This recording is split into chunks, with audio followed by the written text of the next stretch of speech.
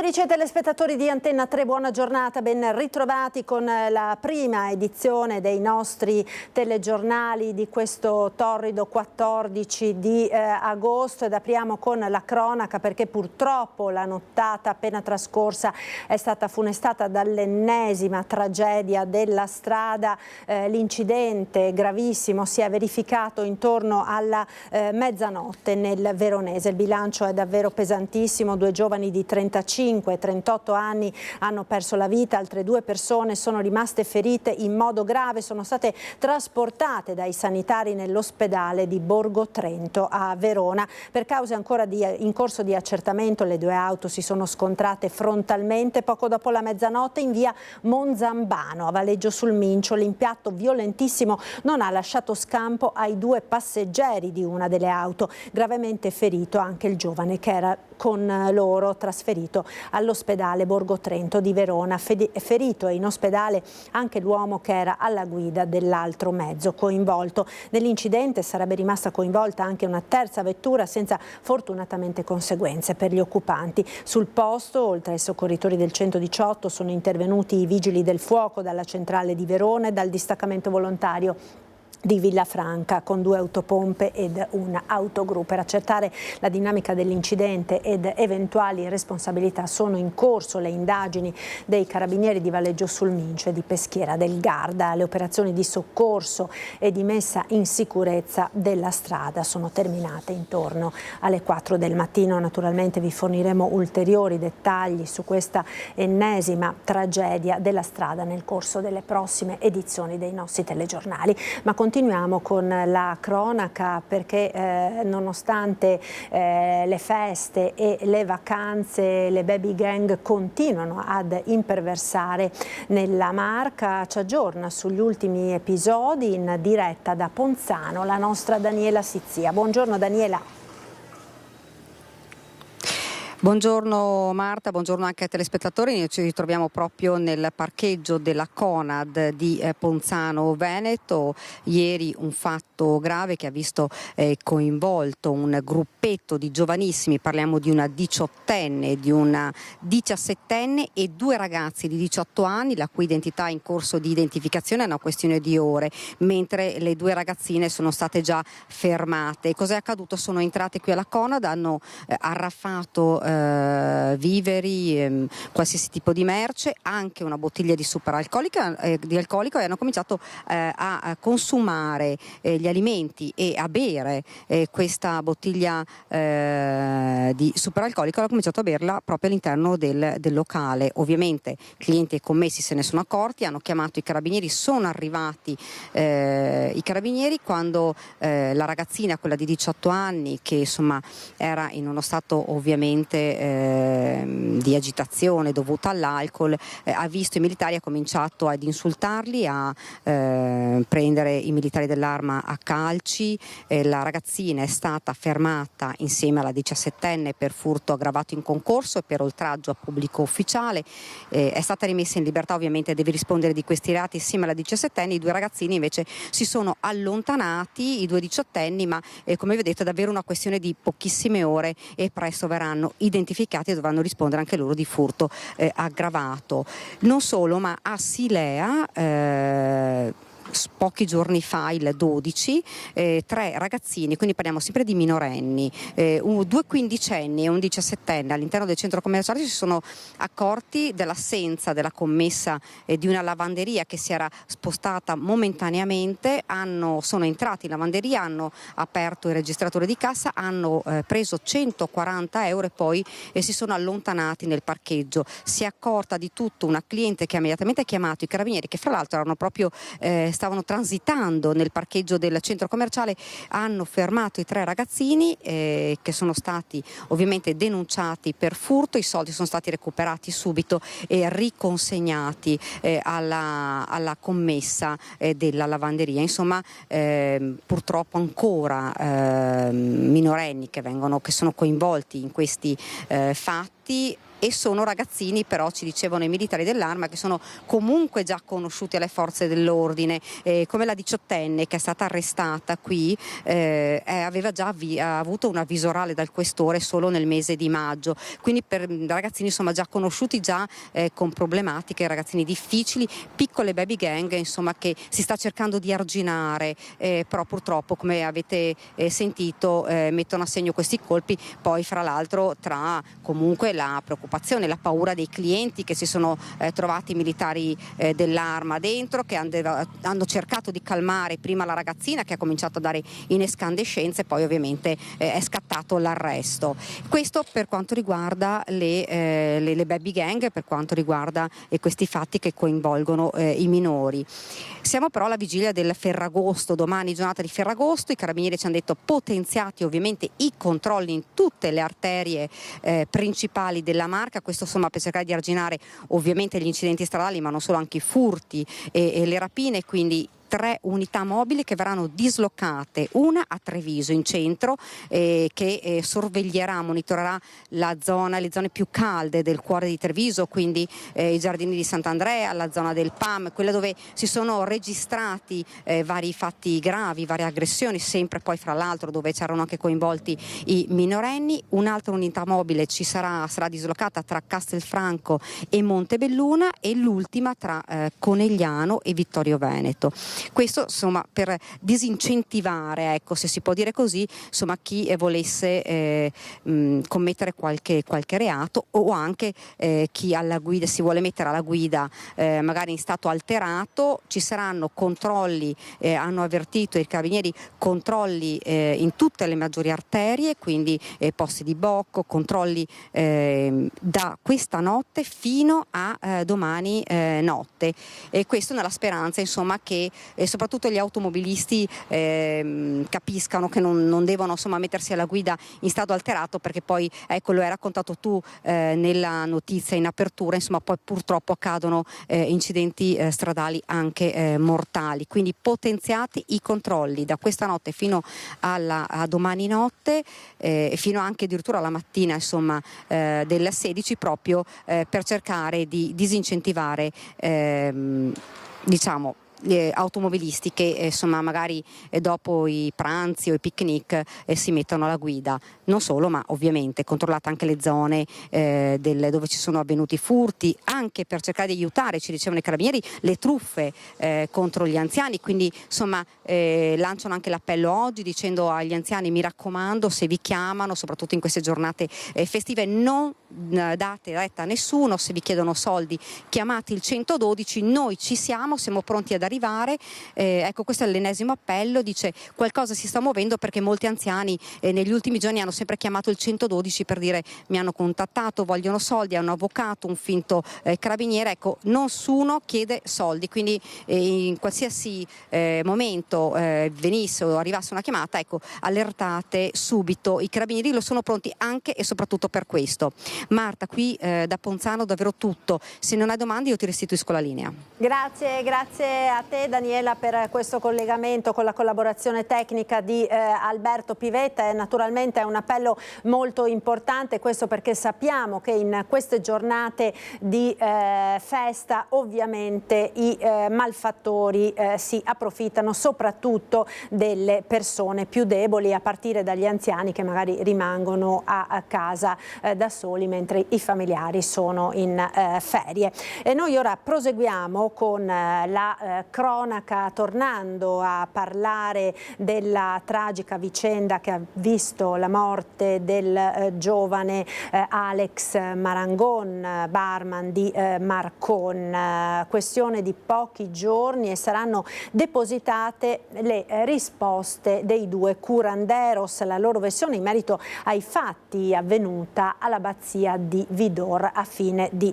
giugno. L'ipotesi di omicidio per noi non ha senso, dice il legale dei 2 uomini colombiani. La verità è che il ragazzo si è allontanato da solo. L'avvocato torna anche sulla giornata della scomparsa, sulla domenica della scomparsa di Alex, affermando che i 2 sciamani si erano allontanati dall'abbazia solo nella tarda mattinata. Da a Madrid, quindi sentiamo le parole dell'avvocato dei due curanderos, Sant'Andreu. Ieri ho ricevuto la risposta dei miei clienti.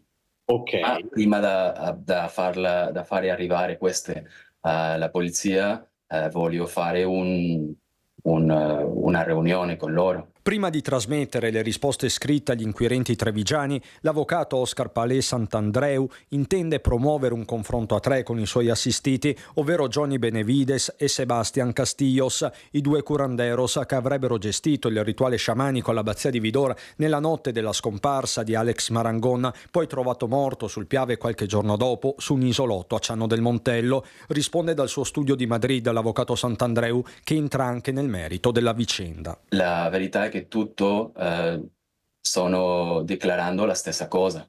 Per questo è possibile che la verità sia più cercana a quello che le persone stanno dichiarando che non a questa idea di un omicidio che per noi non ha nessun senso. Insomma, l'ipotesi della procura, quella dell'omicidio volontario, non starebbe in piedi per l'avvocato dei curanderos, che parla di un allontanamento volontario da parte del 25enne di Marcon. C'erano un gruppo di persone vicino al fuoco e Alex si è allontanato per andare in giardino.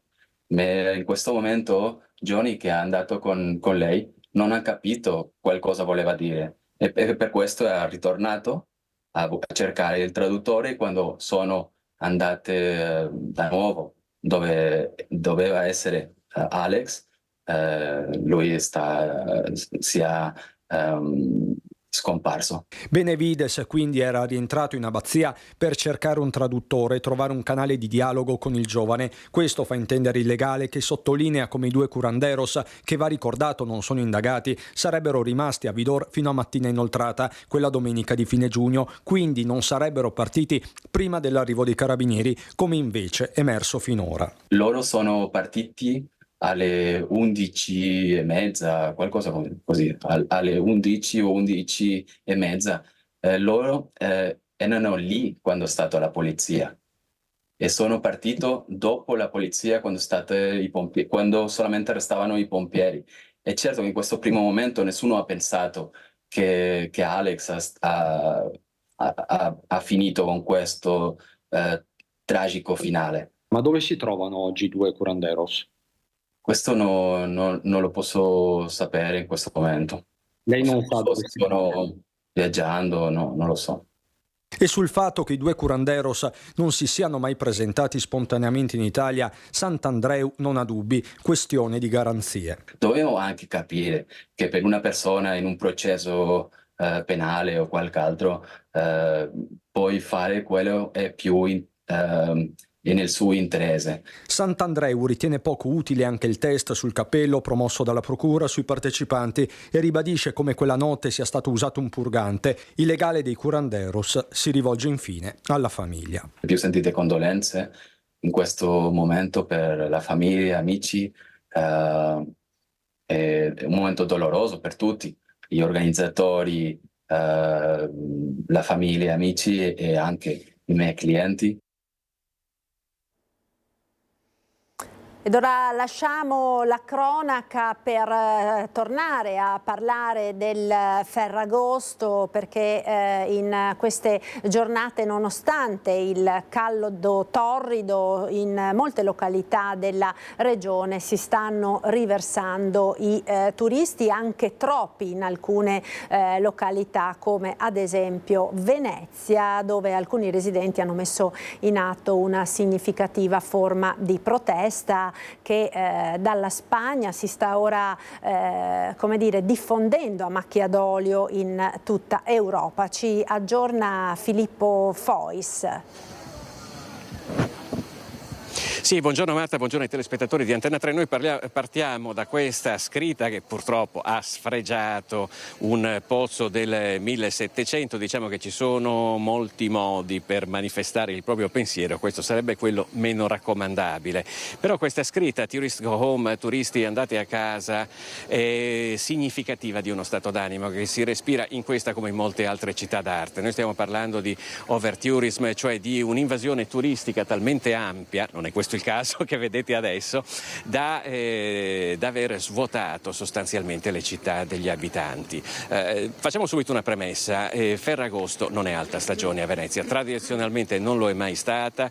La stagione grossa termina a primavera, si interrompe a luglio e agosto per poi riprendere a settembre con la mostra del cinema. Per quello che riguarda la provincia di Venezia, l'alta stagione si registra sulle spiagge. Come sapete, hanno decine di milioni di turisti che arrivano un po' da tutta Europa. In questo momento tra l'altro si parla di tutto esaurito negli alberghi del Veneto orientale che danno sulle spiagge. A Venezia, dicevo, è bassa stagione, però questo problema rimane aperto. In Spagna c'è stata una protesta che poi si sta diffondendo in varie località turistiche in giro per il mondo.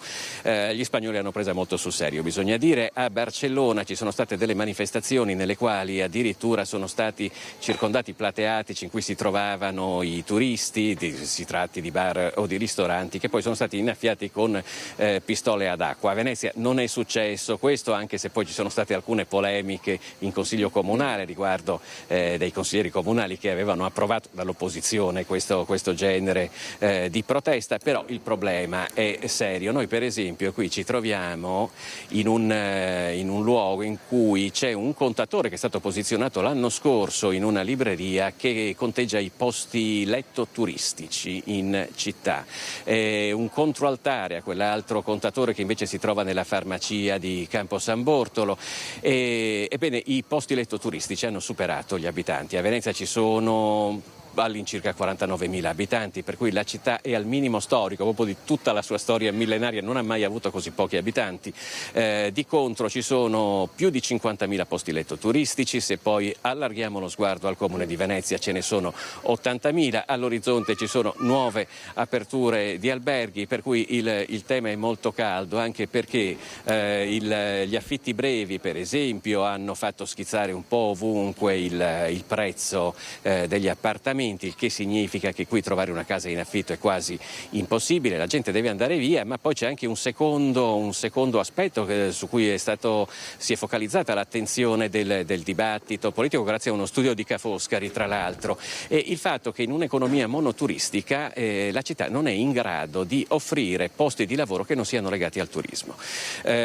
Questo è un fenomeno che si sta diffondendo anche nell'entroterra veneziano, che si sta, per così dire, sviluppando in questo senso, e dall'entroterra veneziano, ci dicono le statistiche, negli ultimi 10 anni sono andate via circa 32.000 persone. Quindi parliamo di un esodo più grosso di Venezia, e queste 32.000 persone sono state comunque, maestra sempre più o meno gli stessi abitanti, sono state sostituite da una immigrazione interna che è disposta a lavorare nel turismo. Però, come detto, si tratta di lavori a bassa qualifica. Questo significa che, e il dato in questo caso invece ce lo dà il Ministero dell'Interno, Venezia è il capoluogo di provincia più povero del nord-est per reddito pro capite. C'è poi da dire che a Barcellona sì, hanno protestato, però c'è stata anche una presa di posizione molto seria da parte dell'amministrazione comunale. La sindaca di Barcellona ha annunciato che non rinnoverà più le licenze delle affittanze turistiche. Questo significa che a Barcellona tra una decina d'anni sostanzialmente non ci saranno più affitti turistici. A Venezia, dove vi parliamo, attorno a noi ce ne saranno almeno 6.000 in questo momento, e tra l'altro in alcuni casi si parla di interi edifici che sono stati trasformati in locazione turistica. Non è più il veneziano che sta arrotondando con l'appartamento della nonna, si tratta spesso di fondi immobiliari, se non di istituzioni anche più grandi, che acquistano direttamente un palazzo e lo trasformano in una grande affittanza turistica. Se mi senti, tra l'altro Filippo, c'è anche da dire che appunto il contraltare di questa economia monoturistica, appunto come è proprio quella di Venezia, si è verificato durante il Covid, no? Lo ricordiamo tutti, l'esatto opposto, quindi quando quella che era la principale fonte di sostentamento dell'economia cittadina è venuta di fatto meno, quindi sono due facce della stessa medaglia. Sì, assolutamente, si ricollega con quello che dicevamo riguardo ai posti di lavoro che si creano. Noi chiaramente col nostro mestiere abbiamo seguito tante manifestazioni, generalmente sono delle manifestazioni organizzate da comitati, associazioni, sindacati, partiti politici. Ebbene, io ricordo che poco dopo che il lockdown aveva iniziato un po' ad allentare la presa, è stata forse l'unica volta in vita mia che io ho visto una manifestazione spontanea di migliaia di persone che hanno cinto d'assedio Caffè Arsetti, il municipio di Venezia. Si trattava di lavoratori del turismo, che generalmente sono lavoratori senza contratto, lavorano a chiamata o sono stagionali, non hanno dei paracadute sociali, che significa che sostanzialmente non percepivano reddito da quasi un anno. E questa categoria naturalmente si è riversata in strada a protestare, però si vede come in pochi mesi, fossero bastati pochi mesi a far cadere un settore che comunque fattura miliardi di euro, però evidentemente in alcuni casi poggia su gambe piuttosto fragili e soprattutto produce dei lavoratori precari e a basso reddito, in molti casi, naturalmente non sempre, ovviamente non stiamo demonizzando il turismo, che anzi è anche una grossa fonte per l'economia del nostro paese. Certo è che qua si dice forse bisognerebbe un po' bilanciare le due cose. La famosa via di mezzo. Filippo, io ti ringrazio per questo collegamento, un tema che tra l'altro questo affronteremo più avanti nel corso del nostro telegiornale, perché non è solo Venezia che si trova a fare i conti con il cosiddetto overtourism, ma a sorpresa negli ultimi anni, nelle estati passate, in modo particolare in quest'ultima, anche per esempio la montagna. Ne parleremo più avanti nel corso del nostro telegiornale, ma ora torniamo a questa vigilia di Ferragosto. Andiamo a Padova, dove si è appena collegata la nostra Valentina Visentin da Prato della Valle, dove si sta preparando la grande festa di domani. A te Valentina, buongiorno. Sì, buongiorno Marta, e sfidando la calura davvero pesante oggi qui a Padova, perché si brucia, vi mostriamo però la preparazione del grande palco per la festa di Ferragosto, per i tradizionali fuochi d'artificio che si svolgeranno qui in Prato della Valle domani sera, anticipati prima dallo spettacolo musicale che inizierà intorno alle 21:30 con grandi ospiti e tanta musica. Previsti quest'anno artisti come Tony Esposito e Jake La Furia. Alle 23:30 inizierà invece lo spettacolo pirotecnico. Anche quest'anno la scelta del Comune di Padova è stata una scelta all'insegna della sostenibilità ambientale. Si tratta infatti di giochi di luce, non fuochi d'artificio con i botti, questo perché si vuole contenere sia le emissioni, ma soprattutto non si vuole spaventare gli animali domestici che soffrono in queste quando ci sono i fuochi d'artificio. Qui in Prato della Valle il questore ha disposto 28.000 accessi, quindi ci saranno le transenne controllate da volontari, dalla polizia locale e dalla protezione civile. Vietato l'accesso con alcolici, perché appunto è in vigore un'ordinanza che vieta di portare gli alcolici in Prato della Valle e le bottiglie di vetro, e appunto, come dicevamo, 28.000 persone potranno restare qui all'interno dell'area, quindi ci saranno gli accessi contingentati proprio per garantire una maggiore godibilità di questo spettacolo che è da sempre tradizione qui a Padova e che richiama i padovani della città, ma anche di tutta la provincia, e anche i turisti, perché in questi giorni di Ferragosto, diciamo, la città è deserta, ma vediamo comunque tanti turisti che si aggirano per la città.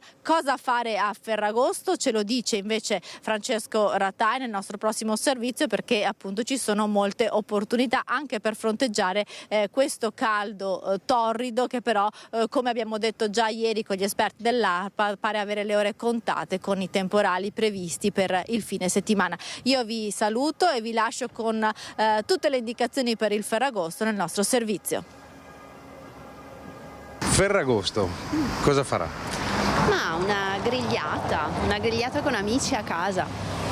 Abbastanza tradizionale. Assolutamente sì. Sarà la tradizionale grigliata con gli amici, la regina di Ferragosto per i padovani restati in città. Chi ha scelto o è costretto a restare a Padova sceglierà di trascorrere con amici e familiari attorno a una tavola il 15 agosto. Chi resterà potrà anche optare tra i poco più di 500 ristoranti, dei circa 1000 in attività, aperti in tutta la provincia, come conferma l'app per voce della sua presidente Federica Luni. Non solo questo, però, perché in molti hanno scelto o sceglieranno le piscine e i parchi acquatici aperti in tutta la provincia, dall'alta alla bassa padovana, passando per le decine di impianti nelle zone termali. Chi invece preferisce le iniziative culturali potrà sfruttare le aperture dei musei cittadini, dal Museo Eremitani al Museo Zuckerman. Per i padovani di città e provincia, ad esclusione della Cappella degli Scrovegni, le visite saranno gratuite anche a Palazzo della Ragione, e la sera per tutti torna la tradizionale festa in Prato della Valle, con lo spettacolo organizzato dal comune con artisti come Jake La Furia dei Club Dogo, il leggendario Tony Esposito e le nuove leve come la vincitrice di Amici 2023 Sara. Alle 11.30 poi i fuochi silenziosi che da qualche anno hanno sostituito i classici botti. In Prato della Valle non si potrà entrare dopo le 19, ci saranno i blocchi di cemento nelle vie d'ingresso per garantire la sicurezza di tutti. Il Prato sarà quindi chiuso al traffico veicolare, il trasporto pubblico continuerà con le strade alternative. Si potrà entrare però a piedi attraverso 5 checkpoint attrezzati con il contapersone. Non si potranno portare delle bottiglie di vetro, lattine o bottigliette, ma solo bicchieri di plastica. Divieto poi di consumare alcolici dopo le 20. Troppo caldo per muoversi a casa, insomma c'è il conforto che serve, si sta lì. E la sera magari in Prato della Valle a vedere i fuochi? Ma può darsi, sì. Io abito via Michele San Micheli, dunque anche se non ci vado li sento, e lì, una volta li vedevo addirittura tutti, adesso sempre meno, perché hanno cominciato a costruire insomma palazzi davanti penso di andarci perché per fortuna hanno rifatto in Prato della Valle. In queste giornate di caldo record tutti sono alla ricerca di un po' di refrigerio nei luoghi più freschi, o verso la montagna o il mare, i laghi e i fiumi.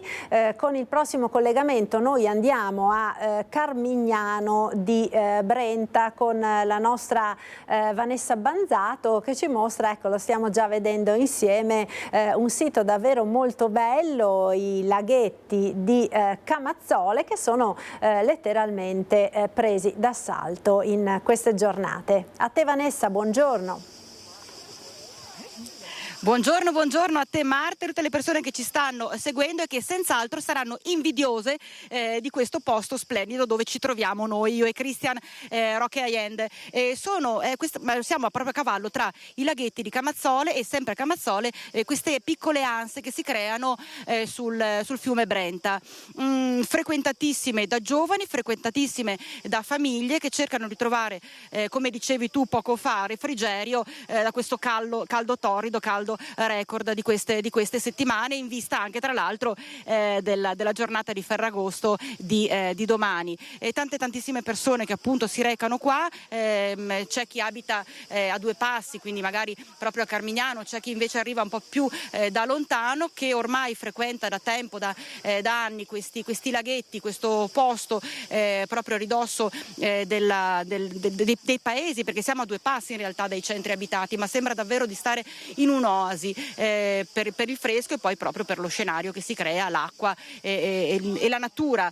Si è totalmente immersi nella natura, perché poi sentiremo anche chi hanno incontrato due dei nostri giovanissimi ospiti che andremo a sentire. Al proposito, si diceva tanti giovani e anche tante famiglie. Voi arrivate da Da Isola Vicentina, un paesetto a 30-40 minuti da qui. Siete abitué di questi posti? Parecchio, sì, è da diversi anni che veniamo qui, soprattutto in agosto, è abbastanza vicino a casa ed è un luogo molto incantevole, insomma. Sì, tra l'altro immerso nella natura. Esattamente, i bambini si divertono, l'acqua è fresca, anche con questa temperatura folle, però stiamo bene. Sì, e poi tra l'altro anche non è una spesa importante. Assolutamente no, tra l'altro c'è un parcheggio qui, con 5 euro si parcheggia tutto il giorno, perciò è eccezionale. E vi danno anche il sacchetto per le immondizie? Per i rifiuti, importante, il sacchetto per i rifiuti si porta indietro, si prende la macchina e resta tutto pulito. Esatto. E allora ne approfittiamo perché in braccio c'è questa nuotatrice, vero, con tanto di giubbetto per stare a galla. Com'è stata? Bello, è tanto carino questo posto e ci verrei praticamente ogni giorno. Com'è l'acqua? Fresca, tanto. Però si sta bene. Sì, per fortuna che abbiamo trovato questo posto, se no io non ce la facevo l'estate. C'è tanto caldo, vero? Sì. Non si riesce a stare a casa in 2 secondi, si bolle. Mamma mia. Ascoltami, tra l'altro nell'acqua c'è stato anche un ospite particolare. Chi c'era in acqua con voi? Un visone. Un visone. Un visone cosa ha fatto? Ci ha guardato, era carinissimo. Vi ha guardato mentre era anche lui in acqua? Sì. È uscito da un cespuglio, vero? Sì, è uscito da un cespuglio là dietro e ci ha guardato. E poi? Boh, è andato via. È scappato. Sì. È scappato. Però qua a te piace tanto venire? Sì, proprio bellissimo. Acqua fresca, tanti pesciolini. Addirittura. Ti puoi anche tuffare, bellissimo. Di tuffi ne sa qualcosa tuo fratello? Per chi cerca un po' più di adrenalina è possibile anche tuffarsi da varie corde che si trovano attaccate agli alberi. E quindi è ottimo. A te piace? Sì, molto. Senti, lo consiglieresti anche ai tuoi amici, ai tuoi coetanei? Sì. Ci vieni con loro? No, mai venuto. Magari tra qualche anno. Sì, vorrei venire, soprattutto tra amici che ci si diverte. Ci si diverte un sacco, quindi lo consigli questo posto. Domani che è Ferragosto? Forse veniamo qua, però non si sa. Bisogna chiedere al papà, domani che si fa? Vediamo, dai, se non siamo troppo stanchi un altro giro domani lo facciamo. Insomma, Marta, hai sentito, questo è solo un assaggio delle tante persone giovani, dicevo, e famiglie che si recano davvero in questa oasi di pace, oasi di fresco in attesa del 15 agosto, del Ferragosto. E da Camazzole di Carmignano di Brenta per il momento è tutto, ti ricedo la linea. Grazie Vanessa, da questo luogo davvero incantevole, forse sconosciuto ai più. Dicevamo di questo caldo che quindi continua a contrassegnare queste giornate. Nel prossimo servizio sentiamo le previsioni dei meteorologi del centro ARPAV di Teolo. Sarà un Ferragosto in cui le temperature seguiranno l'andamento di questa settimana. Abbiamo temperature effettivamente molto alte, sia le minime al di sopra dei 20 gradi su moltissime zone della pianura, fino anche a 25-26 gradi, e sia le massime attorno ai 34-36 gradi con punte fino a 37 sempre sulla pianura. Ferragosto bollente che non risparmia nessun luogo del Veneto, dalle montagne al mare, si boccheggia soprattutto in pianura, sfiancati da questa ennesima ondata di caldo africano che attanaglia tutta l'Italia. Nelle prossime ore fino a Ferragosto le città italiane con bollino rosso saranno 22, per il Veneto ci sono Verona e Venezia. Alte temperature che arrivano a 36-37 gradi di giorno e che non si abbassano nemmeno di notte. Quando registriamo le temperature minime e queste non vanno al di sotto dei 20 gradi si definisce notte tropicale. Ne abbiamo vissute parecchie in questi ultimi 2 mesi in Veneto. All'incirca metà delle notti, una trentina di notti sulla pianura del Veneto, sono rimaste al di sopra dei 20 gradi, quindi definite notti tropicali. Questo aggrava ovviamente l'effetto del disagio fisico, in quanto non permette il raffreddamento degli edifici, e anche l'impatto sul corpo umano risulta più importante. Temperature elevate fino a venerdì 16 agosto secondo le previsioni del centro meteorologico di ARPAV, ma nel fine settimana dovrebbero arrivare i temporali che porteranno un po' di refrigerio. La situazione cambierà tra sabato e domenica per l'ingresso di aria più fredda dalle zone centro-settentrionali del continente. Avremo quindi un'irruzione di aria fredda a sud delle Alpi che ci interesserà attenuando le condizioni di caldo, riportandoci con temperature sulle medie del periodo. Tra luglio e agosto le ondate di calore hanno messo a dura prova i veneti. Lungo il litorale si sono registrate ben 33 giornate a forte disagio fisico, 25 quelle in pianura tra Padova e Treviso e 18 nell'arco pedemontano. Non osserviamo particolari differenze se non tra le città le zone dell'area pedemontana, le zone di pianura e le zone litoranee che tendono a essere più umide, forse con qualche grado in meno di temperatura un po' più alta e clima un po' meno umido sulle zone interne. La pedemontana è un caso un po' specifico in quanto in alcuni casi ha un raffreddamento notturno maggiore, in alcuni casi è addirittura più calda della pianura. In queste giornate di caldo intenso i sanitari raccomandano particolare attenzione ai colpi di calore, ma anche fare attenzione alle punture di zanzara, soprattutto in certe aree della nostra regione. Sentiamo nel prossimo servizio come sta andando l'attività del pronto soccorso di Padova. Le alte temperature mettono a dura prova il fisico. Da settimane negli ospedali si seguono appositi protocolli dedicati. Per ora però non ci sono stati aumenti di accessi in pronto soccorso a Padova dovuti a colpi di calore o disidratazione. Segnale che le regole di buon senso, spesso ripetute, hanno sortito il loro effetto. Ovviamente i più esposti restano gli anziani e le categorie fragili per le quali il caldo e l'afa spesso acutizzano patologie pregresse. Per quanto riguarda la patologia legata al calore, in questo momento non abbiamo un aumento del numero di chiamate legate a questa problematica, ma sicuramente la patologia da calore può peggiorare delle situazioni preesistenti, soprattutto nei pazienti fragili. E siccome è repetita iuvant, i consigli sono quelli di bere molta acqua, mangiare frutta e verdura, evitare di uscire nelle ore centrali quando le temperature sfiorano i 37 gradi.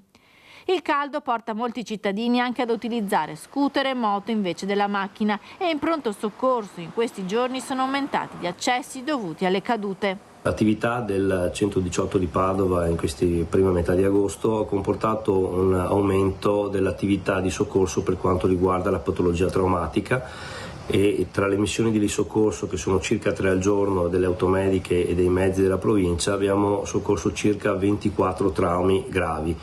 Per quanto riguarda il numero delle chiamate, sono circa 500 di media nelle 24 ore per circa 230 soccorsi nelle 24 ore. Massima attenzione anche per le zanzare. Da inizio estate sono stati 11 casi di West Nile nel Padovano, il virus trasmesso dalla puntura della zanzara comune che in alcuni casi porta a forme neurologiche invasive, specie negli anziani e nei soggetti fragili. Anche in questo caso i consigli sono sempre gli stessi: usare repellenti, abiti lunghi se si esce nelle ore crepuscolari e tenere sempre le zanzariere abbassate. E chi resta in città in queste giornate roventi si difende come può. Vediamo com'è andata ieri a Treviso. È da morire, non si respira proprio, chiusi in casa. Neanche al mare, io ho la casa al mare, non vado neanche al mare dal caldo. Un'altra giornata rovente. Chi non è in vacanza e in queste ore deve rimanere in città o rimane barricato in casa con l'aria condizionata o se esce cerca di rinfrescarsi come può. Bevendo con le amiche, che questo secondo me va sempre bene, ventaglio e tanta casa con l'aria condizionata. È sempre consigliato andare al mare in modo da stare all'aria aperta e potersi rinfrescare, anche se ultimamente diventa molto caldo anche lì. L'aria condizionata e stare a casa sicuramente è la soluzione migliore. Io resisto, sì, perché sono all'ombra. La mia amica qui no tanto. Si cerca l'ombra, si va a camminare, a passeggiare, diciamo, dove è alberato, si cerca di stare più che si può riparati dal sole. A Treviso è giorno di mercato, ma in pochi si avventurano tra i banchi sfidando la calura. Certo, è la settimana di Ferragosto, ma gli affari languono per gli ambulanti. È troppo caldo, è difficilissimo uscire, soprattutto se sono persone anziane, uscire a quest'ora di giorno, assolutamente. Quindi insomma lo vedete l'effetto Ferragosto anche negli affari? Assolutamente sì. Escono la mattina presto forse se hanno bisogno, poi si rintanano in casa con l'aria condizionata e non escono più fino a sera. Chi invece gioisce sono i venditori di gelato che va letteralmente a ruba in questi giorni bollenti. Non possiamo lamentarci perché comunque il gelato è un alimento che aiuta appunto al refrigerio, non solo gelato ma anche granite con la frutta fresca. Buono, con questo caldo è superbo. Caldo e roghi in Europa, sono partiti anche dal Veneto gli aiuti per la Grecia. 2 Canadair del Corpo Nazionale dei Vigili del Fuoco assieme ad un contingente di 13 uomini sono appunto partiti alla volta della Grecia. Il dispositivo inviato dal Veneto è composto da 2 ispettori della Direzione Interregionale dei Vigili del Fuoco dal Veneto e dal Trentino Alto Adige, 2 operatori dal comando di Treviso, 2 da Venezia, 2 da Padova, 2 da Verona, 2 da Vicenza, 1 da Belluno e 7 mezzi con loro. Ci fermiamo ora per qualche istante di pubblicità. Linea alla regia. Ci rivediamo tra poco, restate con noi. Eccoci nuovamente in diretta con la prima edizione dei nostri telegiornali. Proseguiamo con la cronaca perché è ricoverato in gravissime condizioni all'ospedale San Bortolo di Vicenza un ragazzo di 17 anni che ieri è rimasto travolto da delle travi di legno mentre smontava una casetta in giardino con il papà. È ricoverato in condizioni gravissime all'ospedale San Bortolo di Vicenza un 17enne di Marostica, vittima di un incidente domestico. Secondo le prime indiscrezioni, il giovane stava aiutando il padre nel giardino della casa di famiglia in via Praelle, zona Panica ai confini con Pianezze. I 2 stavano smontando una casetta di legno quando verso mezzogiorno il giovane è rimasto gravemente ferito a causa del cedimento del tetto della struttura che gli è rovinato addosso. Sono stati gli stessi familiari del giovane a chiamare i soccorsi. Sul posto il personale sanitario e un elicottero del SUEM che ha trasportato il 17enne d'urgenza in codice rosso al nosocomio vicentino, dove gli sono stati riscontrati un importante trauma cranico e altre ferite. Spetterà ai carabinieri, a loro volta arrivati nell'abitazione, svolgere le indagini per ricostruire le cause e la dinamica esatta dell'incidente. E violenta aggressione al parco Brentaviva a Fontaniva, nell'Alta Padovana, è accaduto ieri pomeriggio. Schiaffi per rubargli lo zaino, questa la denuncia di un 18enne di Fontaniva al 112. È successo nel pomeriggio di ieri quando il 18enne contattava il numero di emergenza dicendo di essere stato schiaffeggiato e derubato dello zaino da un nordafricano al parco Brentaviva. Gli uomini dell'Arma, raccolta la descrizione del violento, lo hanno rintracciato poco distante. Si tratta di un 28enne marocchino residente nel cittadellese. Il ragazzo è stato denunciato in stato di libertà per rapina. Lo zaino rubato è stato ritrovato e riconsegnato al proprietario.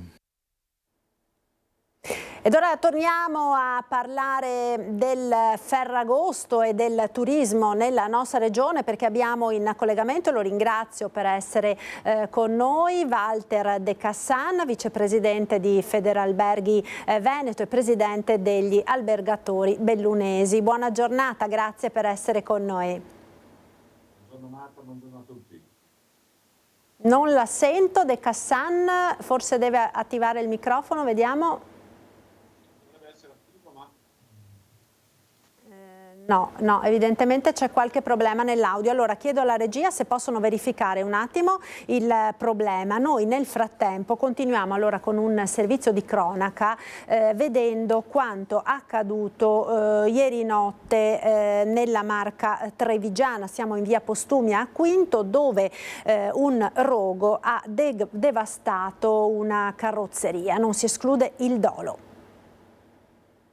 Ho tentato di chiamare, come hanno tentato i carabinieri, come hanno tentato tutti, diciamo, però da un momento all'altro risponderà in qualche modo, non so. A più di 12 ore dal rogo, verso mezzogiorno, nessuno era ancora riuscito a mettersi in contatto con El Shiladi, il titolare di questa carrozzeria di via Postumia a Quinto di Treviso, distrutta dal rogo divampato tra mezzanotte e l'una. A lanciare l'allarme un passante, cui è seguita una notte di mobilitazione, circa una ventina gli uomini dei vigili del fuoco da Treviso e Montebelluna che hanno operato con autobotte e autoscala, letteralmente distrutti un'auto, un trattore, un furgone, nonché diversi macchinari a accartocciata su se stessa parte della struttura esterna. I danni ammontano a decine di migliaia di euro. Roberto Benetti è il vicino di Capannone. Solo l'intervento tempestivo dei pompieri ha evitato il coinvolgimento dei suoi laboratori. Può essere tante cose, può essere un contatto elettrico, può essere un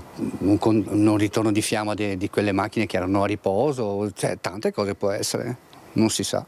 È un'azienda che va bene, un'azienda non ha mai dato problemi?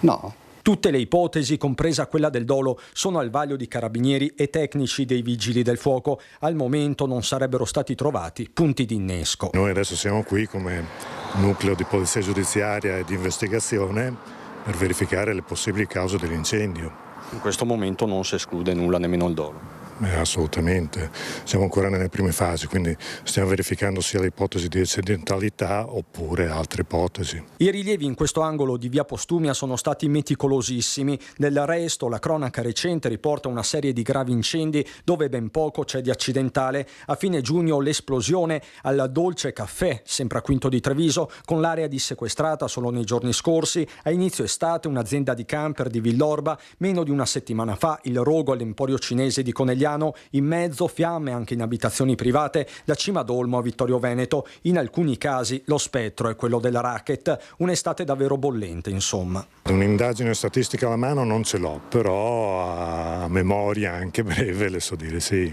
Questo è un periodo in cui si rilevano un numero di incendi non trascurabile rispetto alla media. Non è solo questione dell'ombra del dolo, anche perché ogni incendio deve comunque essere giustificato e quindi non dobbiamo lasciare ombre di dubbio, capire se c'è una maggior probabilità di accidentalità piuttosto che di un'azione da parte di qualcuno. Ecco, allora abbiamo risolto il problema, ritorniamo quindi all'audio, ritorniamo quindi da Walter De Cassan, vicepresidente degli albergatori del Veneto e presidente di Federalberghi Belluno. Buona giornata De Cassan, grazie per essere con noi. Buongiorno Marta, buongiorno a tutti. Allora, vigilia di Ferragosto contrassegnato da questo caldo torrido che sta avvolgendo la nostra regione. Che Ferragosto sarà? Come stanno andando le presenze turistiche nel nostro territorio? Le presenze turistiche stanno andando molto bene. Il Ferragosto molto caldo anche in montagna, con temperature da me sui 30 gradi anche ieri nel pomeriggio, per cui si preannuncia un ottimo Ferragosto anche quest'anno. Ecco, per quanto riguarda mare, monti, laghi, che percentuali avete rispetto al 2023? Allora, percentuali è ancora prematuro parlare di numeri di percentuali. Sicuramente, perlomeno per la montagna, quest'anno c'è un incremento anche sul 2003. C'è un forte incremento degli stranieri ad agosto, cosa che non succedeva da anni. Qui in provincia di Belluno stiamo valutando circa un 30%, un 30-35% di stranieri in questo mese di agosto. Lo stesso vale per le altre località del Veneto.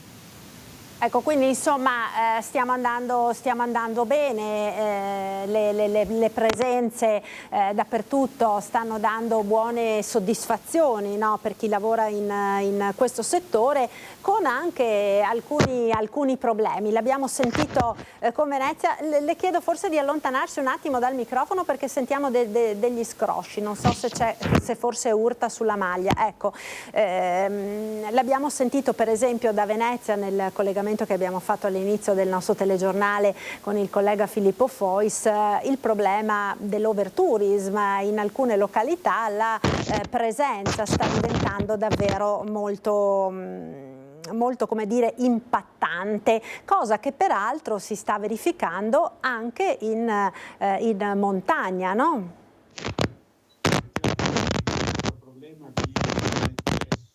No, niente, mi scusi De Cassan, la interrompo, ma c'è qualche problema evidentemente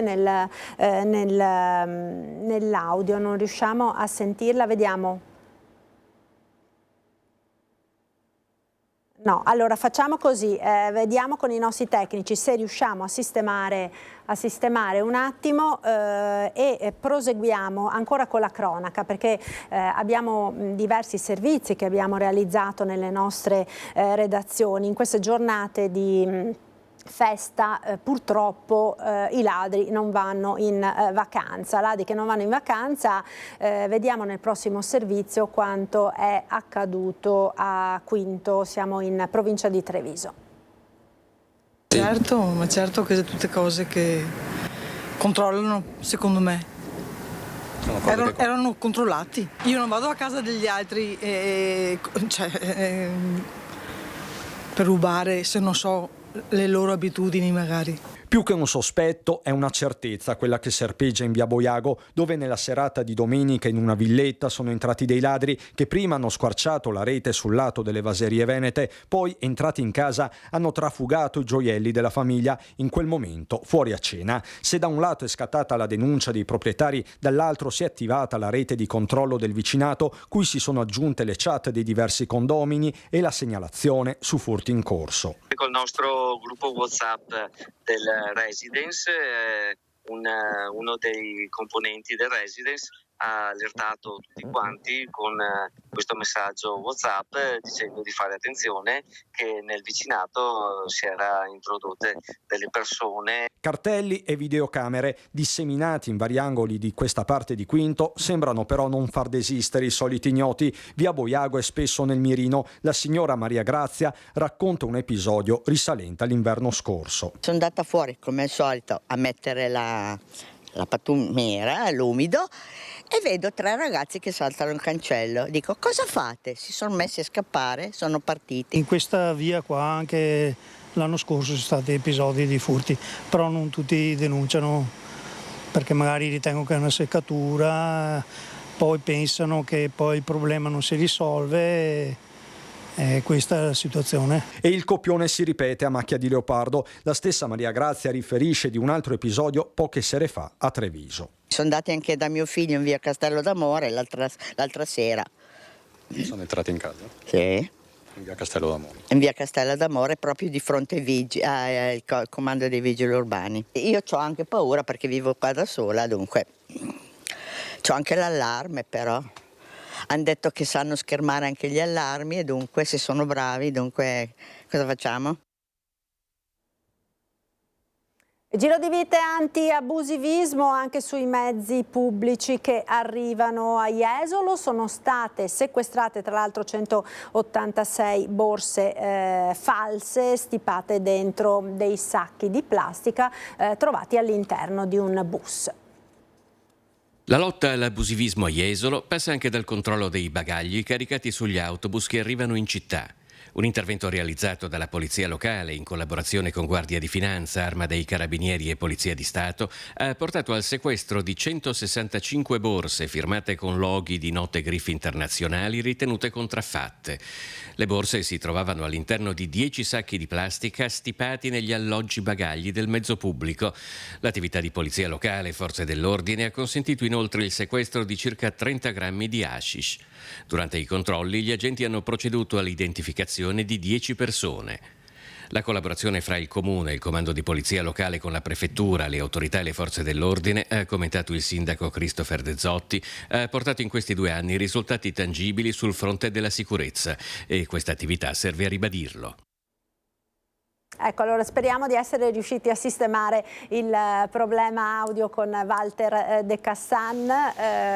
Grazie ancora. Allora, stavamo dicendo, no, di queste presenze turistiche, forse dovute anche a questo caldo davvero torrido che sta interessando la nostra regione. C'è un po' una fuga verso la montagna con, possiamo dire, località ai limiti dell'overtourism. De Cassan. Ma sì, in certi luoghi, certi posti conosciuti, iperconosciuti, siamo un po' al limite. Del resto però era immaginabile che in agosto ci fosse questo eccesso di turismo, c'è sempre stato di per sé, se vogliamo essere sinceri. però abbiamo alcune zone in cui veramente il problema si sta ponendo, sul quale dovremmo aprire una riflessione in autunno su come regolamentare questi accessi a certe località. Ecco, già per esempio in molte località anche del vicino Alto Adige, ma addirittura anche in alcuni luoghi della Carnia, del Friuli Venezia Giulia, si sta parlando di numero chiuso, si sta parlando di accessi contingentati sui passi, non ne parliamo. Poi voi, diciamo, come categoria, cosa ne pensate? Ma sicuramente il problema si è posto anche negli anni scorsi, perché la questione traffico sui passi dolomitici va avanti da quasi 20 anni. Purtroppo il problema è che in questi 20 anni non è stato fatto nessun progetto a medio e lungo termine su come regolamentare gli accessi a certe zone e delle Dolomiti come del resto anche ad altre zone. Parlo anche delle città d'arte, Venezia ha fatto la sperimentazione sulla prenotazione per l'accesso. Sicuramente dovremmo discutere di questo con molta calma, molta pacatezza in autunno, su come agire in futuro per regolamentare proprio l'afflusso anche sulle Dolomiti. Ecco, De Cassan, le richiedo un riepilogo perché all'inizio la sentivamo male. Allora, che Ferragosto sarà dal mare ai monti al lago nella nostra regione? Ma le prospettive per il Ferragosto e per tutto l'agosto sono buone, sia in montagna che al mare che nelle città d'arte. Sicuramente arriveremo a fare gli stessi numeri del 2003, se non in alcune zone addirittura superiori, e quest'anno sto notando, specialmente qui sulle Dolomiti, un notevole afflusso ad agosto di clienti stranieri, cosa che fino a qualche anno fa era impensabile, perché l'agosto era l'appannaggio esclusivo degli italiani. Invece quest'anno qui in zona perlomeno siamo a un 30, anche 35% in certe zone di turisti stranieri. Ecco, le nazioni maggiormente rappresentate quali sono? Ma quest'anno rispetto all'anno scorso sono tornati un po' gli tedeschi, che l'anno scorso erano stati un pochino latitanti, però credo che abbiamo praticamente tutta Europa un forte aumento della Spagna. Cioè, gli spagnoli stanno scoprendo le Dolomiti, e questo non solo ad agosto ma durante tutta l'estate. Abbiamo molti americani, abbiamo molti asiatici, abbiamo anche sudamericani. Un po' tutto il mondo sta accorrendo sulle Dolomiti. Sicuramente anche la pubblicità, no, che deriva dall'organizzazione dei prossimi giochi olimpici invernali sta in qualche maniera aiutando la promozione turistica del territorio, no? Sicuramente ricordiamoci che il nome Olimpiadi è uno dei brand più conosciuti al mondo, assieme, perdonatemi la pubblicità occulta, la Coca-Cola ed altri nomi, è uno dei marchi più conosciuti al mondo, per cui è chiaro che il solo nominare la parola Olimpiadi, specialmente adesso che è appena finita un'Olimpiade estiva, crea curiosità nella gente. Certo, senz'altro, ed è un volano sicuramente molto importante per il turismo, che, lo ricordiamo ancora una volta, costituisce la prima voce economica della nostra regione. Esatto. Io la ringrazio, Walter De Cassan, presidente di Federalberghi Belluno, vicepresidente degli albergatori del Veneto. Naturalmente buon Ferragosto. Grazie. Grazie anche a voi, alla prossima, a presto. Alla prossima, noi nel frattempo ci fermiamo per qualche istante di pubblicità. Linea alla regia, a tra pochissimo. Eccoci, siamo nuovamente in diretta con il nostro telegiornale, prima edizione di questa vigilia di Ferragosto. Dalle montagne scendiamo sul litorale, abbiamo in collegamento, e lo ringrazio per essere con noi, Christopher De Zotti, sindaco di Jesolo. Buongiorno sindaco. Buongiorno, grazie dell'invito. Grazie a lei per la disponibilità, come sempre. Allora, tutto è pronto in vista della grande festa di Ferragosto, che anche quest'anno a Jesolo sarà all'insegna dei tradizionali fuochi, del tradizionale spettacolo pirotecnico sul litorale. Assolutamente sì, questo è un po' il momento clou dell'estate, è il regalo che vogliamo dare ai nostri residenti e alle tante persone che vengono a trovarci nel periodo di Ferragosto, quindi domani sera alle 23 classico spettacolo sulla riunione di Piazza Brescia, città piena, tutto il settore ricettivo in questo momento registra sostanzialmente una soglia molto vicina al 100% di occupazione, gli appartamenti in locazione sono anche quelli pieni, le seconde case sono tipicamente piene in questa settimana, quindi una città che conta in questo momento circa 200.000 persone, quindi siamo al massimo della nostra capienza. Ovviamente i dispositivi di sicurezza in collaborazione con le forze dell'ordine sono rodati, quindi questa settimana è un po' come fosse ogni giorno un sabato, città presidiata, e facciamo tutto il possibile per garantire che oltre agli eventi, oltre a quello che offre tutta la nostra rete commerciale e ricettiva, si possa anche godere di questi giorni nella massima sicurezza sia in spiaggia che nelle strade di giorno e di sera. Ecco, a proposito appunto della sicurezza, ormai a Jesolo già da un po' non ci sono più delle ordinanze ad hoc per i vari momenti della stagione, in questo caso il Ferragosto, perché avete inserito proprio nel regolamento di polizia urbana quelle che sono tutta una serie di regole proprio per garantire il più possibile la sicurezza dei cittadini e dei turisti, divertirsi sì, ma naturalmente rispettando quelle che sono le regole. Vogliamo quindi ricordarle velocemente, Sindaco? Assolutamente sì, intanto il messaggio che vorremmo dare è chiaro e nitido, ovvero Jesolo è città del divertimento, città ospitali, quindi accogliamo tutte le persone che vogliono venire qui a divertirsi, soprattutto i più giovani, però in una maniera responsabile, dentro le regole. Ci sono delle regole che sono quelle della convivenza, che sono quelle del rispetto di sé e degli altri, poi ci sono alcune regole che sono state inserite nel regolamento di polizia urbana, il primo e che vige tutti i giorni del mese di agosto dalle ore 20 alle ore 6 del giorno successivo, che è quello del divieto di detenere e di consumare bevande alcoliche o comunque in bottiglia di vetro in suolo pubblico. Questa è una regola ormai consolidata da qualche anno a Jesolo, quindi invitiamo soprattutto i più giovani al rispetto di questo. Invitiamo, e questo è l'invito che facciamo ai nostri operatori, che in grandissima maggioranza, direi quasi nella totalità, sono attenti a questo,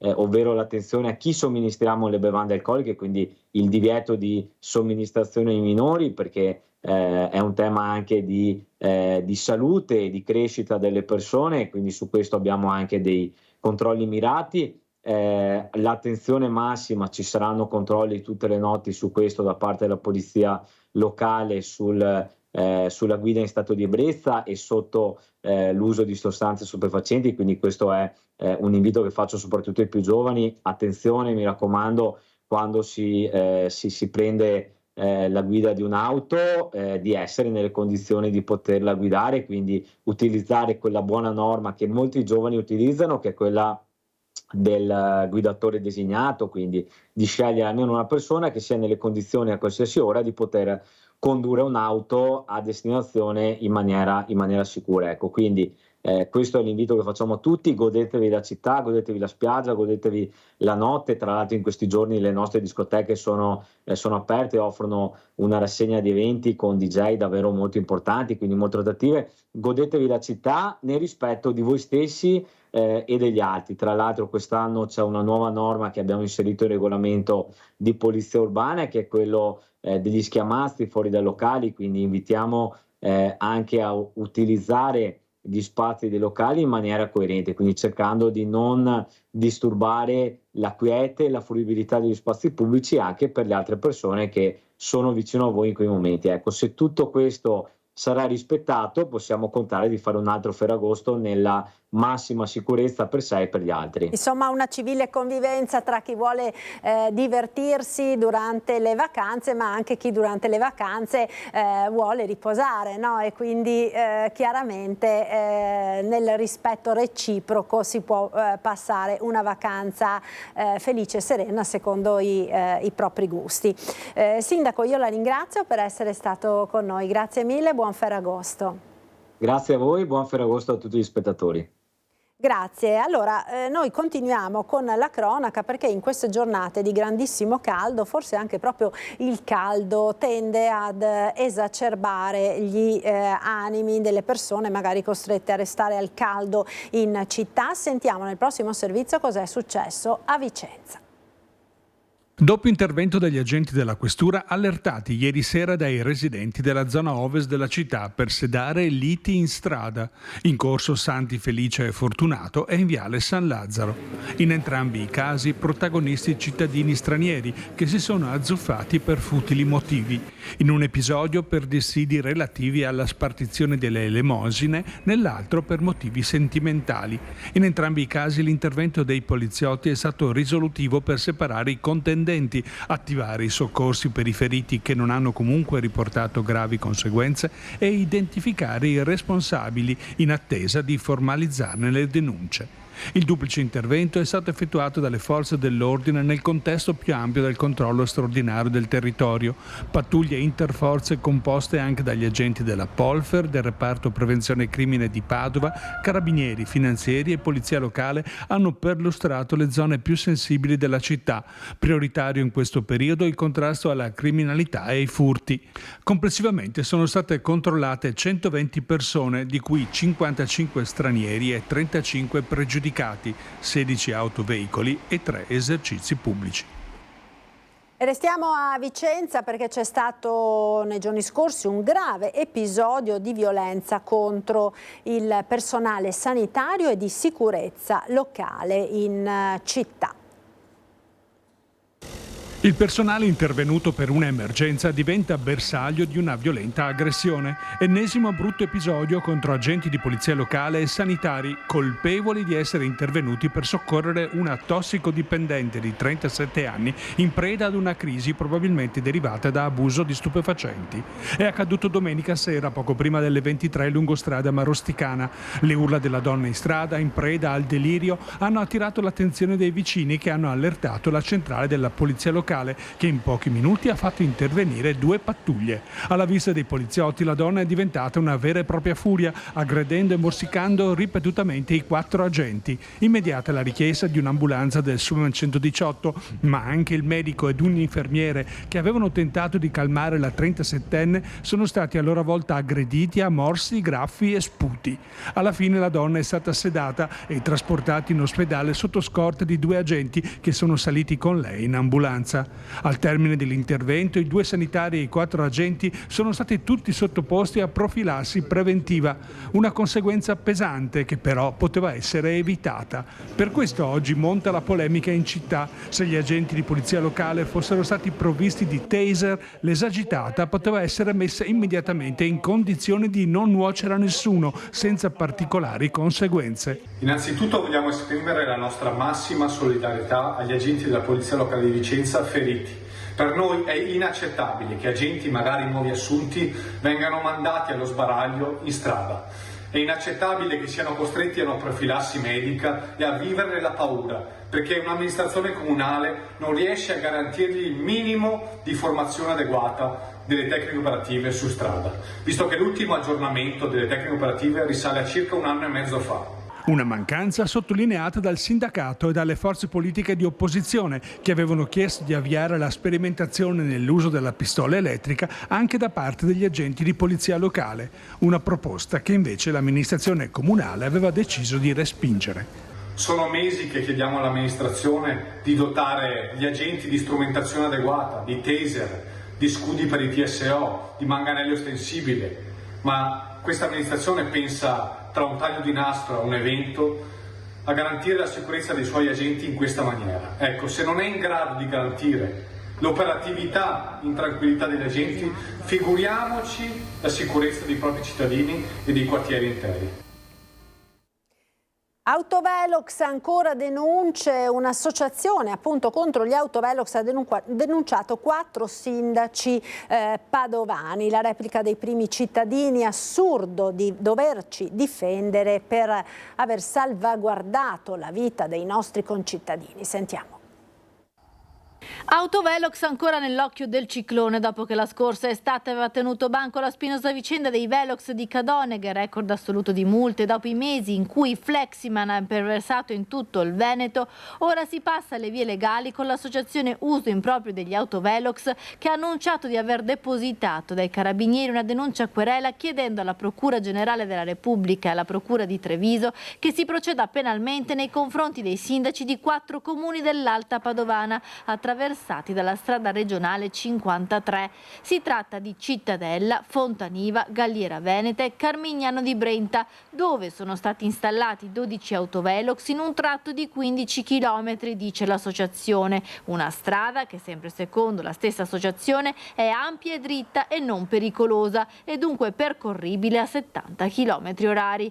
I sindaci chiamati in causa si preparano a tutelarsi e non accettano di essere denunciati per aver posizionato strumenti che servono a salvaguardare l'incolumità dei cittadini. I dati parlano chiaro e ci danno ragione. Grazie alla presenza di questi 3 Velox all'interno del nostro territorio lungo la statale SS53 siamo riusciti a dimezzare di oltre il 50% la velocità in questo tratto viario importante. Oltre a questi dispositivi, come amministrazione comunale ci siamo impegnati per realizzare 2 rotatorie che andranno ulteriormente a rallentare il traffico. Noi come ANCI abbiamo scritto la settimana scorsa al Ministro delle Infrastrutture, al Ministro Salvini, per mettere la parola fine a questo cortocircuito burocratico che di fatto espone i sindaci a queste situazioni sgradevoli, dove da una parte ti viene chiesto di spegnere gli autovelox e di mettere in totale insicurezza la nostra comunità, dall'altra ci sono i sindaci invece che tengono duro e che a fronte della sicurezza stradale sfidano anche i ricorsi e le denunce. Basta rispettare i limiti per non incorrere nelle multe, concordano i primi cittadini, difesi e punto anche dallo sindaco di Treviso Mario Conte, presidente di ANCI Veneto. Io non me la sento di spegnere tutti gli autovelox, di lasciare il via libera a tutti, sono tutti autovelox autorizzati dal Ministero, certificati. Ovviamente non sono omologati perché non esistono i parametri di omologazione, però rispondono a tutti i parametri normativi. Se poi qualcuno vuole speculare e far campagna di acquisto clienti attraverso questi ricorsi, queste denunce e creando queste associazioni, è libero di farlo. La mia coscienza mi chiama però a rispondere alla sicurezza stradale. La politica con il bilancio regionale che è stato approvato dalla Giunta, una manovra da 18 miliardi che contiene anche la contestata maggiorazione dell'IRAP. A meno che poi non sia una retroscena di qualcuno che dice che si è arrampicato sugli armadi della Giunta perché non voleva votare, ma posso garantirvi che nessuno ha fiatato e tutti hanno votato. Come al solito. Nessuno ha fiatato durante l'approvazione del bilancio in Giunta, ma qualcuno nella maggioranza è pronto a farsi sentire quando la manovra arriverà in Consiglio regionale. Il bilancio da 18 miliardi e 476 milioni di euro del Veneto contiene un aumento dell'IRAP che porterà nelle casse di Palazzo Balbi una 50 di milioni, un aumento lieve nelle percentuali ma pesante politicamente, tanto che Zaia cerca di smorzare le polemiche con gli alleati Forza Italia e Fratelli d'Italia, ricordando a quanti soldi la sua amministrazione abbia rinunciato non applicando l'addizionale IRPEF. Io capisco che fa più rumore una pianta che cade di una foresta che cresce, ma la foresta che cresce sono i 16 miliardi che sono nelle tasche dei veneti sparsi in giro, che avranno utilizzato per fare le vacanze, per cambiare la macchina, pitturare la casa, pagare gli studi ai figli, curarsi, non lo so, ma 16 miliardi io so che nel bilancio della regione non sono mai entrati. Per scelta di questa regione. L'assessore al bilancio Francesco Calzavara circostanzia il campo. L'IRAP aumenta dello 0,1% per 146.694 aziende e dello 0,5% per 37.555.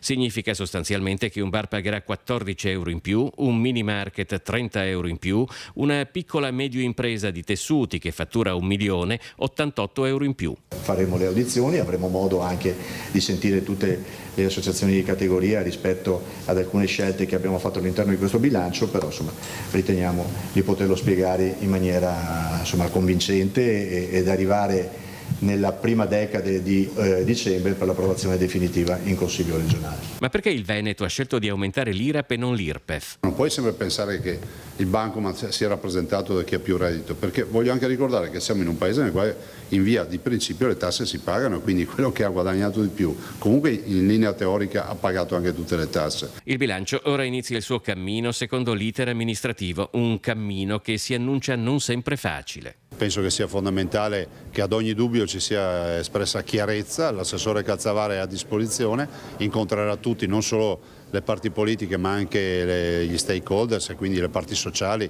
e le associazioni di categoria. Come mai invece Forza Italia è così critica, ha parlato addirittura di rapina, adesso hanno fatto sapere che in aula non voteranno questo aumento? Guarda, sono stato sorpreso perché credo che figure che tra l'altro hanno amministrato in ruoli regionali dovrebbero comprendere anche quelle che sono le dinamiche. Uscire tranchant così facendo un po' di populismo, insomma, lo trovo un po'... Siamo già in campagna elettorale. Beh, ma mi pare che Forza Italia, in particolar modo il suo segretario regionale, insomma, sia da un po' in campagna elettorale. E sulle tasse continua la guerra a distanza di Flavio Tosi con la Lega e Zaia. Intanto il nome di Valeria Mantovan come nuovo assessore al posto di Elena Donazzani in giunta regionale resta congelato a dopo Ferragosto.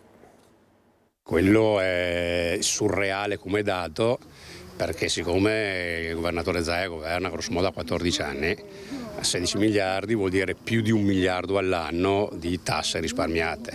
Se consideriamo che l'addizionale IRPEF, che è quello che differenzia il Veneto dalle altre regioni, vale 300 milioni all'anno, 300 milioni all'anno per 14 fa 4 miliardi e 2, non fa 16 miliardi. Quindi sui numeri bisognerebbe non buttarli al vento così a caso. Attacco confermato e clima che resta incandescente. Sembra di sentir parlare un avversario politico, non un alleato, ma la situazione ormai da tempo è questa.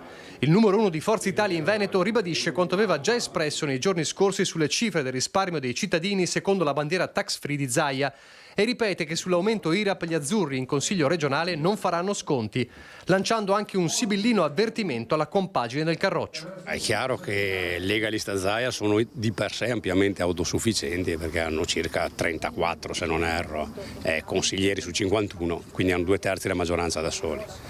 È ovvio che è una situazione irripetibile, perché un domani la situazione non sarà più questa come equilibri numerici all'interno del Consiglio. E quindi parlare prima con gli alleati, confrontarsi prima con gli alleati, prima decisioni impattanti e in questo caso non condivise, forse sarebbe un fatto di metodo e di rispetto. Forzisti fuori dalla giunta e dalle presidenze di commissione, fuori dal governo della regione, insomma una frattura che resta insanabile per l'ex segretario Lega. Se io vengo a leggere dal giornale quello che decide la giunta regionale, sono il coordinatore regionale di Forza Italia, è chiaro che se non vengono condivisi i provvedimenti poi noi non li votiamo, in particolare un aumento delle tasse. Io mi ricordo che quando c'era chi governava prima di Zaia c'erano periodicamente riunioni con i segretari dei partiti di maggioranza, qua tu vieni a sapere attraverso i comunicati stampa quello che viene deciso. Questione di metodo che non deve essere piaciuta granché nemmeno a Fratelli d'Italia, se i meloniani, per bocca del coordinatore veneto Luca De Carlo, hanno già chiesto un chiarimento sull'IRAP prima di esprimersi. Non hanno potuto fare in giunta perché del partito al momento non c'è più nessuno. Via Elena Donazzan il posto resta vacante, seppur prenotato dai meloniani. E il nome di Valeria Mantovan, la sindaca di Portoviro, in pole position, resta ufficioso e non ufficiale. Girano tanti nomi, nel senso che poi oggi al momento non vi posso assolutamente confermare nessun nome. Siamo in un periodo di riflessione, un ottimo rapporto con Giorgia Meloni, con Luca De Carlo, insomma con Fratelli d'Italia, ed è giusto che facciamo passare queste vacanze estive. Riflessioni sì, perché il piatto è bollente e ha a che fare pure con gli equilibri territoriali. Vedi alla voce Padova, dove un'altra meloniana, la consigliera comunale Elena Cappellini, aspira all'assessorato. E quando il nome di Valeria Mantovani è diventato quasi certo, ha risposto con una foto su Instagram in vacanza e un eloquente "me ne frego". E sempre da Padova tuona anche Alain Luciani, uno della truppa degli ex leghisti passati a Forza Italia, che attacca con un post al vetriolo sull'ipotesi di un secondo assessorato dato alla provincia di Rovigo dopo quello a Cristiano Corazzari. Per la classe politica veneta, scrive, Padova conta meno di Rovigo, con il massimo rispetto per la comunità rodigina, io non ci sto. Zaia conclude, Aveva promesso equilibrio politico e territoriale. Spiega allora la provincia più abitata del Veneto per quale motivo ha indicato un solo assessore padovano su 12 in giunta. La sanità ora, ULSS 3 serenissima, ricoveri e interventi di attività ambulatoriale in crescita continua anche nel periodo estivo ed aumentano anche gli accessi al pronto soccorso, specie nelle ore notturne. L'azienda sanitaria del Veneziano ha registrato un incremento delle sue attività anche durante i mesi estivi. I dati del controllo di gestione mostrano che i ricoveri nel mese di luglio 2024 sono aumentati del 9% rispetto allo stesso mese dell'anno precedente. L'attività chirurgica complessiva ha visto un incremento del 13%, mentre quella di specialistica ambulatoriale è cresciuta del 5%. In questo periodo estivo abbiamo un aumento di circa l'11% dei nostri pronti soccorsi. Legato al caldo? Incide, ma non necessariamente, cioè la causa non è spiegata dal caldo.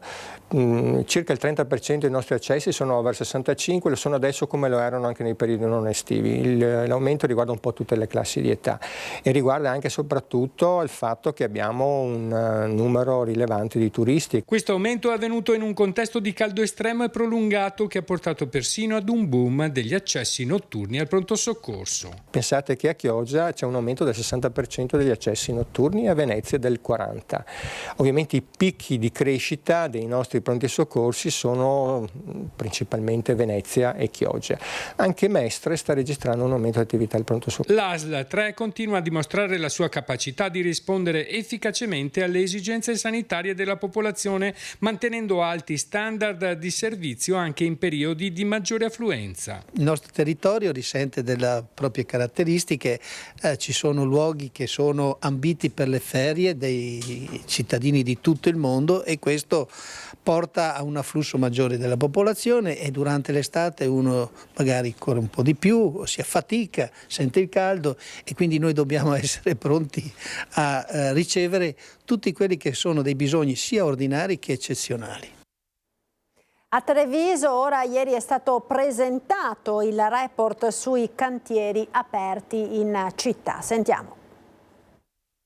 Parliamo in questo momento di 45 cantieri circa per 82 milioni di euro, quindi investimenti importanti, investimenti con i soldi dei nostri cittadini che devono sapere dove finiscono e per cosa. 25 cantieri attivi in città, quasi altrettanti quelli che partiranno. Presentato il report dei lavori che da qui ai prossimi anni cambieranno il volto della città di Treviso. Molti riguardano le scuole, strutture dedicate ai giovani e allo sport, come la cittadella outdoor di Sant'Antonino, la palestra del natatorio di Santa Bona, l'ex caserma Salsa. Altri la cultura, come il grande progetto di valorizzazione delle mura. Altri ancora le infrastrutture, fognature, acquedotto e rifacimento della pavimentazione, come in via Martiri della Libertà, ed ancora la riqualificazione di San Liberale. Sono opere importanti, noi in settembre inaugureremo per esempio la nuova scuola Don Milani, comprensiva dell'ampliamento della palestra e della mensa, inaugureremo la mensa delle scuole Carrer, inaugureremo la mensa e gli spazi per l'infanzia delle scuole Vittorino da Feltre, inaugureremo la messa in sicurezza della pista ciclabile di via Sant'Antonino, il polo della marginalità sociale e quindi l'asilo notturno che sarà pronto anche questo per settembre, che è un'eccellenza italiana, in attesa di avere anche il secondo stralcio che è l'asilo diurno con una mensa di 70 posti. Ed è proprio quello della riqualificazione dell'ex macello in via Castello d'Amore il progetto che sta maggiormente a cuore al sindaco Conte. Che è un centro di accoglienza per le persone che temporaneamente sono finite magari in difficoltà e che oggi possono uscire dalla dinamica della mera ospitalità e entrare in un percorso di reinserimento sociale attraverso magari una prima fase con la camerata, una seconda fase con la cameretta, ma dove potremo prenderci cura di loro anche da un punto di vista sanitario e quindi credo che quello sia da un punto di vista così emozionale uno dei cantieri che mi sta dando più soddisfazioni, però poi le palestre, le riqualificazioni del Palazzo da Borso, le mura, insomma ci sono davvero tanti interventi, la rigenerazione del quartiere San Liberale, sono davvero molto soddisfatto. È tutto per questa edizione, grazie per essere stati con noi. La sigla subito dopo le previsioni del tempo con il nostro meteo. Arrivederci.